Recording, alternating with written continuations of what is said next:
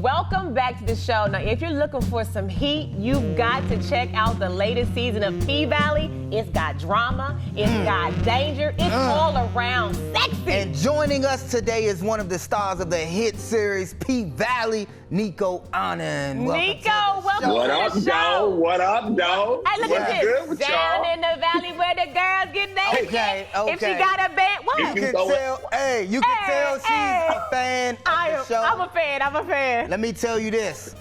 She turned it on. She heard about it from her friend. I remember the call. Yes. Okay. She turned it on. I'm walking past the kitchen looking at everybody glued to it. You know he was glued too. And I sat down next to her.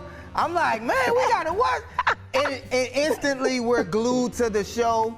You got to tell the viewers. Yes. Nicco, I'm sorry. Can you just tell our viewers, if they don't know why we so hyped up, can you please tell them a little bit about P-Valley, what it's about? It's a world that takes place in our fictitious town called Chucalissa. Chucalissa is meant to represent all the different towns along the Delta Bible Beltway down in Mississippi. It's a spot where this club called the Pank, P-Y-N-K, little strip club that has made its way all these generations. But it's really about the people. Yeah. When I say that, I really mean it. I kind of compare it, so when people are new to the world, it's kind of like Cheers to me, the show Cheers back in the day. Oh, yeah. A place where everybody knows your name, you know? So it's about the people that come through the doors of the Pink, you know, and it happens, it's current day. And this season 2, it addresses the pandemic, and it's basically a time capsule piece of how we got over. And you said it was about the Bible Belt. Right.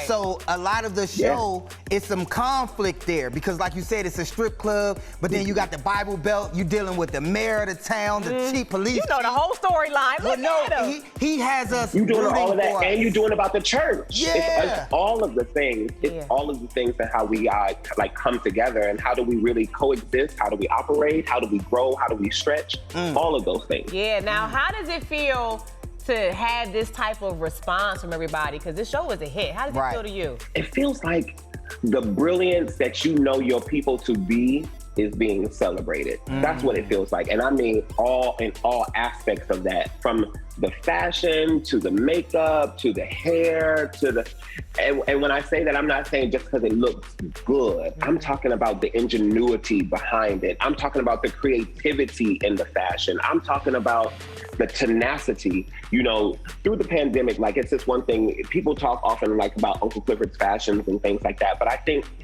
how often was it that in this pandemic, we were all sitting around in some sweatpants and a t-shirt, you know, or you was in your night shirt just around the house and you were working online or trying to do whatever your business was and shift the focus of it. But then you had a moment where you were going to go out and you had to get dressed up. You overdressed because you were going out, and you was like, oh, I can't fit that no more because I ain't put it on in a month to know that, oh, I got to hit the gym a little bit more. The quarantine weight, it comes in.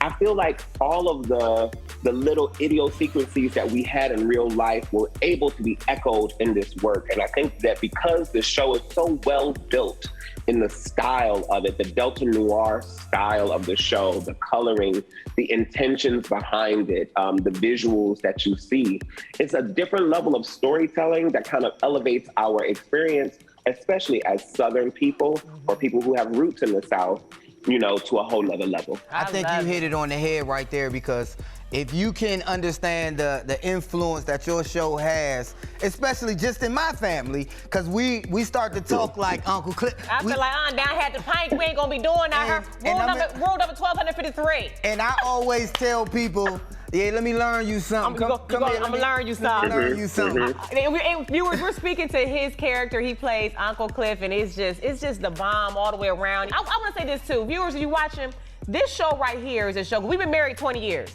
It will spice up your marriage, because you're like, oh, Autumn doing it like that? Okay, I'm gonna do, you know. When you get to see people in their real life and be able to see these characters in their full life experience, and you get to see the human experience, the threads that connect us all. Yeah. You know, there's nothing wrong with a person being able to love their body and be expressive in it, like in Autumn Night. She just likes to dance. She likes the way that it makes her move. She was dancing for her man at home, so it was just another step for her to dance when she got up on the stage. Mercedes is dancing for a completely different reason. Miss Mississippi is dancing for her own sense, her own mental space of freedom. You know, Uncle Clifford was a dancer. You know, there's stuff behind it all and meaning. So it's really just, as an artist, it is top notch to be a part of. For sure. It is. You need me to come on down to the paint and get them girls together. They don't need you in the paint, man. They don't need me in the paint? Okay. Viewers, I'm sorry. We got to wrap because we only got so much time on TV. But Nicco, thank you so much for joining us. Look, check out P-Valley this season on Stars. We got more Cribs in the CLE. Don't you go anywhere. We'll be right back.